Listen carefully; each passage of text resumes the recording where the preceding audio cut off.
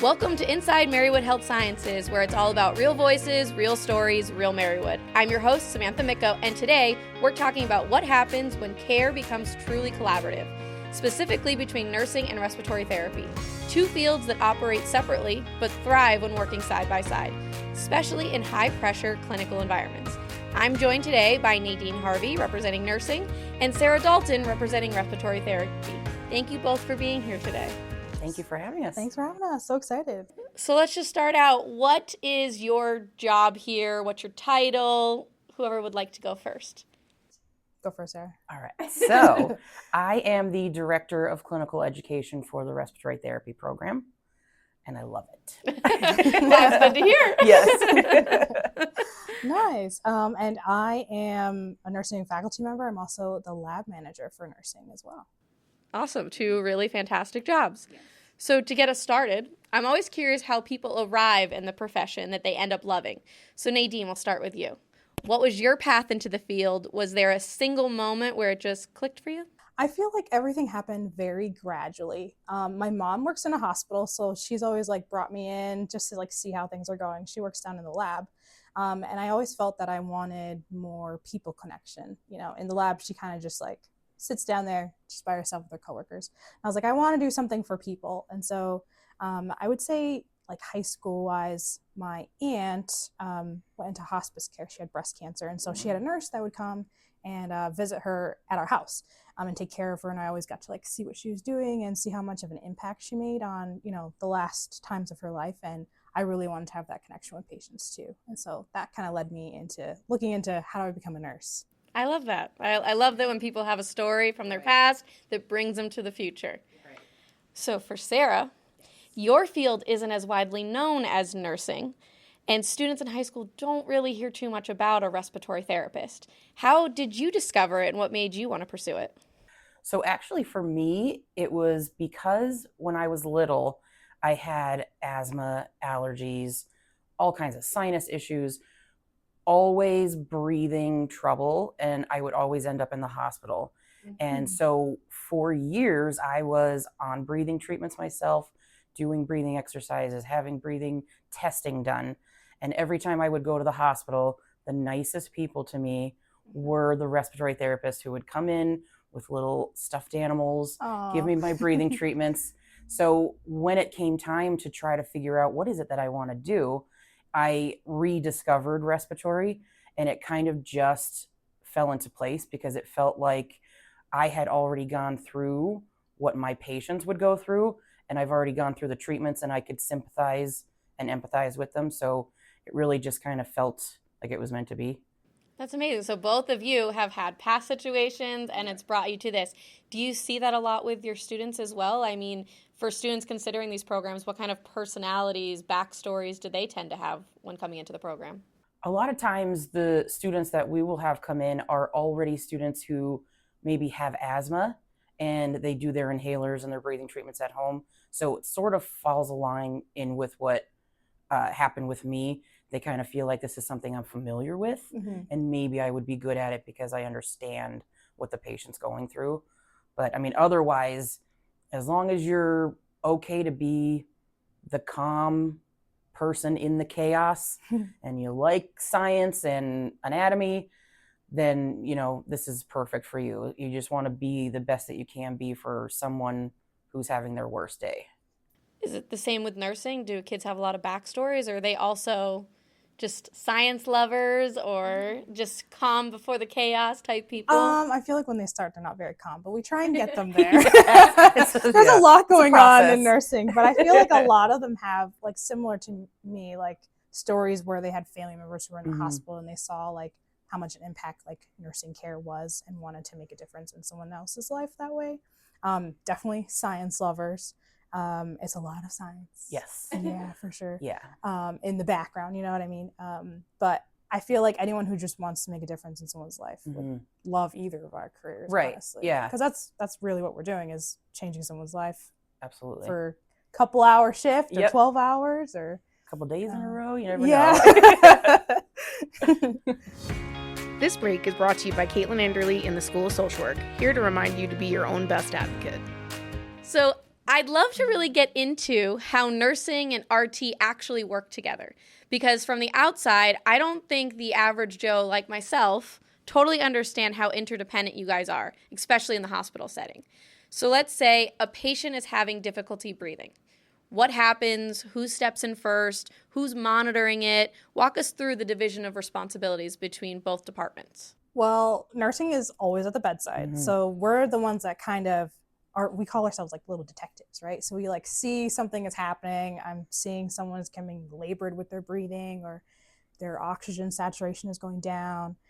I can try and do something about it, right? Put on some different oxygen devices. Maybe that's not working. And then I say, respiratory, help. Can you, my patient's not doing so well. Can you come like take a look at them? And then they kind of like take over. Swoop in. Yeah. So yeah, I mean, if we're there already on the floor, that's great. If not, we get a call and we show up to the patient's room and we do a quick assessment. We kind of check vital signs, listen to breath sounds, look at their oxygen saturation. What's going on? Is this an easy fix that we can just do something quick to make them feel better? Or are we heading into an emergency situation?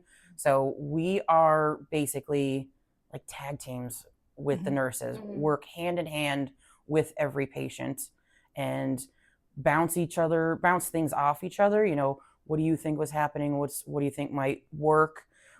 Should we call the doctor? Should we call a rapid response? We always work hand in hand, and it's such a great collaboration, RTs and nursing together. Yeah, real like teamwork, honestly. Yep. Because like, I mean, when I'm in the hospital, there might be like one RT for like a couple floors or two. And so like I'm at the bedside, I can see what's going on, and I can like send them a message, say like, I actually do really need some help, and they'll come right on over. It's awesome. Yeah. And I always tell the students too, it's almost like if you think about a hospital, so you may have 8 floors in the hospital. The one thing that every patient in that hospital has in common is that every single one has a nurse, but not every single one needs a respiratory therapist. So we're sort of the specialty, whereas the nurses are hands-on 24/7 with the patient. They have the ins and outs. They know everything of what's going on, and we kind of come in as needed to help out wherever we can. So for the students who are listening, and I guess family members that are coming into the hospitals and any kind of doctor's room like that, there is a huge amount of collaboration between the two.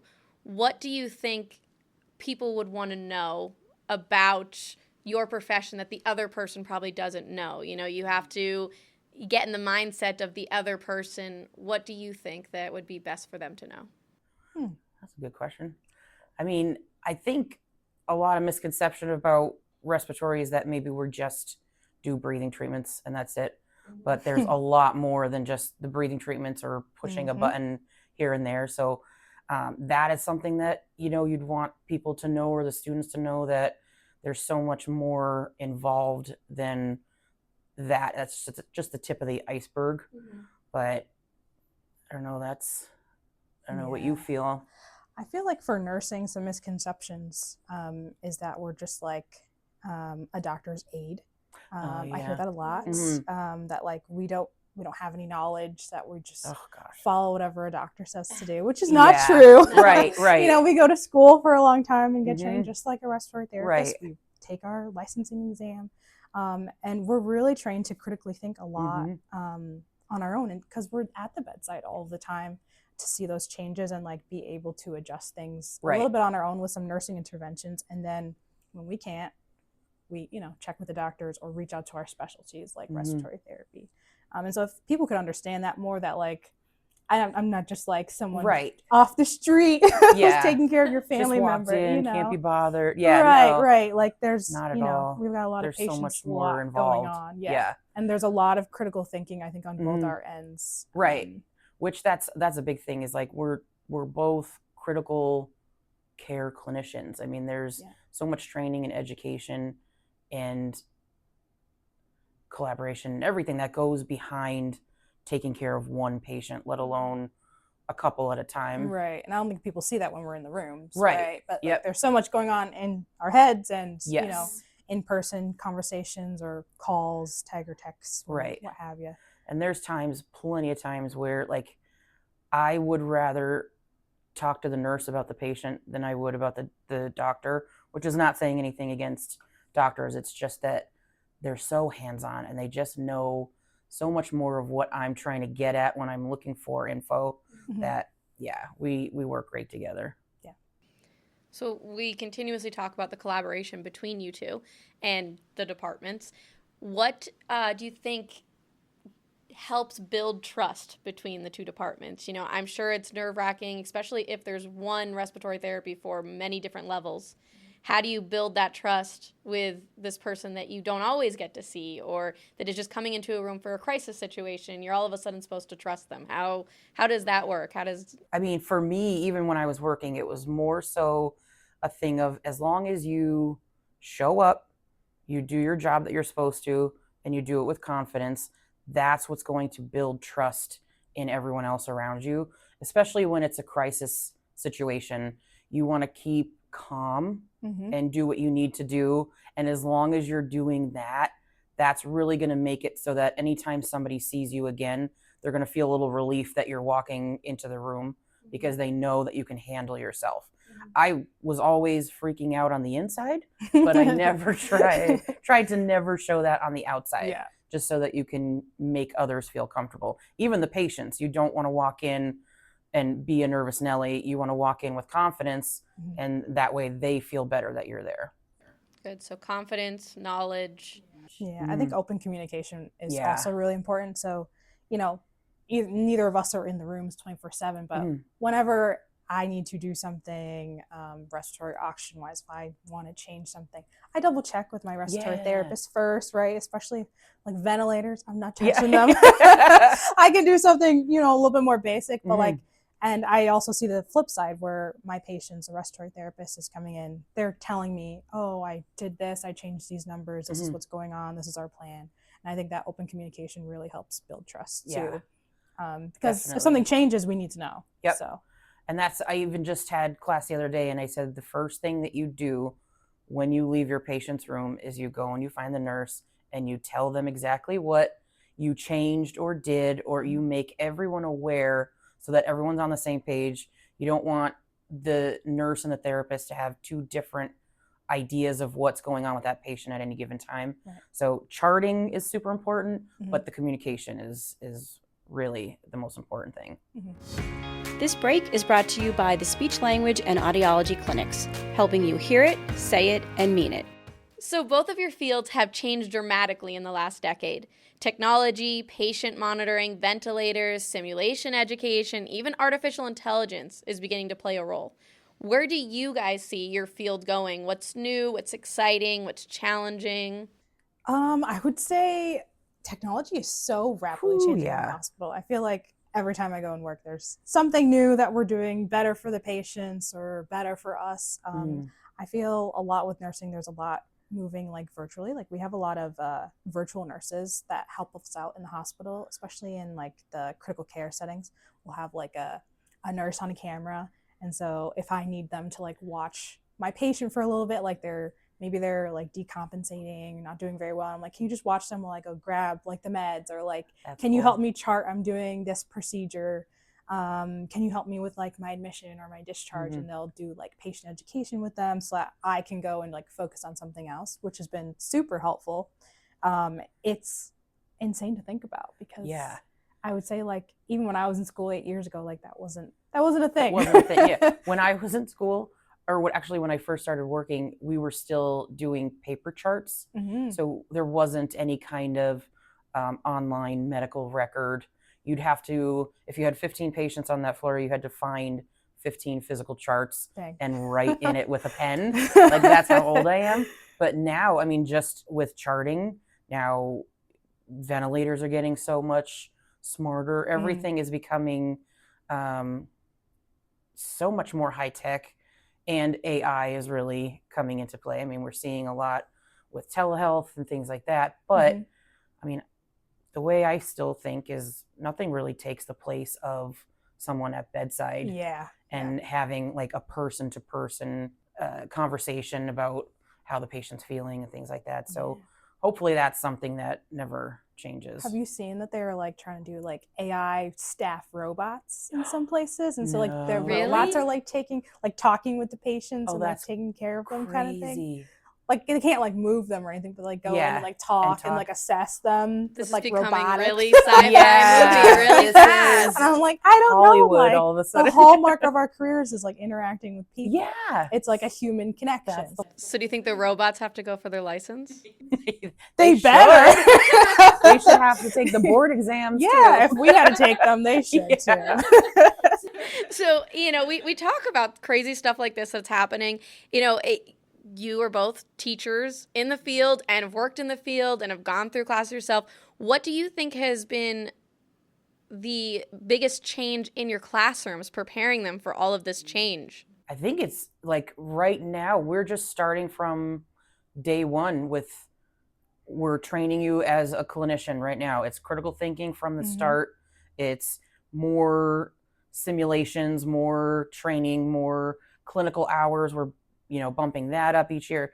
A lot more hands-on where when I was in school, it was a lot more of the book and learning but memorizing is not what you can do anymore. You need to just be able to utilize the critical thinking skills to put what you learned in the book into real life.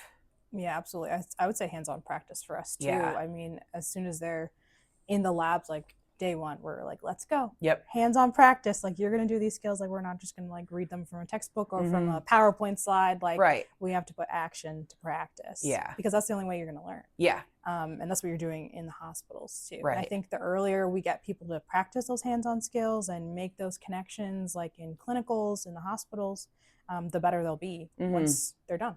Yeah. The books and the words never made sense to me until I started clinical and started working. That's when it was like, oh, that's what that means. And it puts two and two together. Yeah. Finally. So the more hands-on that you could do from the start is really the best. Because when they're done, they're not going to work in, a classroom with a little textbook. Right. Yep. You're going to be at the bedside with the patients, so you have ready to like, dive in. Even just like knowing the routines like out in the workforce, Yeah. I think is important for their education too. Right. So since we're on the topic of students learning in a classroom, labs, simulations, being out there, from a student's point of view and from your point of view, what do you think scares students the most in the beginning with the hands-on work? And where do you finally see the confidence click in? Is it in the classroom? Is it when they come back later on and be like, I found this out, this works? Yeah. I love our second year students are the ones that like start hands-on. Yes. Like the first year they're doing like anatomy lab, like Right. that kind of like background stuff. And then they get to us and they're like so nervous to like talk or like touch anything. So they're like, what do I do? What do I not do? I remember my first ever clinical as a sophomore student. I was told to like go get vital signs, like super basic, not like rocket science, like you can do it kind of thing. And I like went and peeked in my patient's room and they were asleep. And so I stood outside my patient's room for like 20 minutes. And the nurse came down the hallway and she's like, what are you doing? Like, why are you standing here? I was like, I have to get vital signs, but they're sleeping. And she's like, oh, in the hospital, we wake people up and like get stuff going. Like even though it's like, I was just like scared to talk to people. Right. And I see that a lot in our students too, with how technology is changing. They're very high tech. They are good with technology. They're fine with it. It's like the human connections. You still like need the people you gotta skills. talk. Yeah. Yeah. Definitely. So like even from back then, like it's always like the first hurdle of like getting them to go in the rooms and like talk and like gain confidence in that first clinical. Right. After that, you like see them just like Blossom. soar. Yeah. They're doing really well. That's so true. Because that's, the human connection part is something, sometimes you almost feel like you can't teach that. It's just something that may be in them already, but you need to bring it out of them. Yeah. But Some I know more than others. Yeah. I know, like, even just for me, it was the students, they're just so nervous because they don't want to hurt someone. Yeah. And they don't want to make a mistake. So they get a little overly nervous about that. But the second that they do something like with respiratory, maybe they participate in a code and they bag the patient and the patient comes back and, by the time they leave for the day, the patient's still alive. Then they come in the next day and they're so excited to say, yeah, I had my first patient today. And I feel like a proud mom because I know that's so exciting for them. So yeah. It's always fun. Yeah. Not fun to have a code, but yeah, having not those for the patient, experiences, but- you know what I mean? Because they're like afraid of the experience, and now that you've been in it, you know what it's like Right. for next time. and it's not so scary next time. Right. So you just keep building confidence. Yeah. This break is brought to you by Dr. B in the PA program, reminding you to study hard and take care of yourself. All right, so I think we need to discuss a few hot takes with both of your fields. Don't get nervous. They're not too spicy. All right. In just a few words, answer these questions. Biggest misconception about your profession? I think just like before, just that we just do breathing treatments or press a button and leave. There's so much more that goes on behind that. Yeah, that we don't know anything, and we're like a doctor's aide. Yeah. Would be a big one for us. Next one, what do medical dramas get wrong? Oh, let me tell you. Or is it easier to say what they get right? Well, Is there a certain there's episode, certain show? The Pit. Have you watched The Pit is It's so fantastic. good. Watch But The Pit, please. I don't know if you heard this. So The Pit, after the first season, they asked the audience, like, what should we change? What maybe didn't feel realistic? Whatever. And I saw an interview with Noah Wiley, and he said that the biggest complaint that they got was that there was zero representation for respiratory therapists. Yeah, that's And true. that was my That's true. biggest complaint too, because They're doing a lot we're without down, them. Yeah, we're down in that ER constantly doing all of what happened in those episodes. So he said that this season they're supposed to have a lot more Ooh, representation. good. So I'm excited to see it. It's a fantastic show. But even if you look back at, Grey's Anatomy and things like that, we're not there. And it's so disappointing because that's one of the things when we're trying to let high school students know that we're here. Yeah. We They need saw to them on have, TV. we need to have some representation. We got to start talking to those directors, writing them in the scripts. I'm telling Yeah. you. Yes. Hire us. We'll help For out. sure. I feel like the same with medical dramas. I feel like the nurses are not, I feel like the doctors in the medical drama shows are usually doing what like nurses are doing. Yes. I'm like, I'm literally always at the bedside. Yep. But the doctors doing all my job in those shows. Yeah. More Not power to them. happening. But Yeah. it's not like That's not as happening. realistic. You know what I mean? What do you think some people think, or students, is easy, but then find out it's really hard to do? Ooh, for us, the ventilators, they think it's just a matter of looking at some numbers and pressing some buttons. Yeah. But the thought and what goes behind making each change and how it can physically change the patient is wild. Yeah. I feel like for us, it would be giving medications. Mhm. I think it's just like, here's a cup. There you go. But like, there's a lot of thought process of like, can I give this? Is it appropriate Yep. to give? Is it going to harm them? What's the dosing? Yeah, It's an a lot of interaction background with something thought. else. Yeah. Yeah. And what is one thing you wish families knew when you personally walk into a room at a hospital? Just know that if respiratory is walking in, it's because we have one priority, and that's to help your family member breathe, and we'll do whatever we can to help them. Mm-hmm. I would say that there's a lot of critical thinking happening in our heads when we walk into a room. We're assessing the whole situation. I'm also thinking about all of my other patients. Yep. So if I'm there to do something, it's for a reason. Right. That leads us into a little game portion of this. Oh, a game. We're gonna call it Who Does It? I'm gonna give you scenarios, and I want you to shout nursing, RT, or both. Okay. Educates families on treatment. Both. Handles ventilator settings. Respiratory. I don't touch them. Patient education. Both. Works night shifts. Both. Gets paged during lunch. Both. Both. Hopefully. Gets too much coffee. Both. Befriends every PT and OT on the floor. You may I see would them say more than us. I probably see them more often, yeah. Yeah. But I feel like you But guys still work very with them. friendly. Yeah. Yeah. Well, that concludes our first Who Does It speed round. Okay. So I'm so glad you guys be a part of that. But before we close out, if a student is listening who's unsure about their path or just starting to explore healthcare, what would you want them to know about your profession, and why should they choose Marywood? I would say with nursing, I always think of nursing as, a lifelong career and being in the service of others.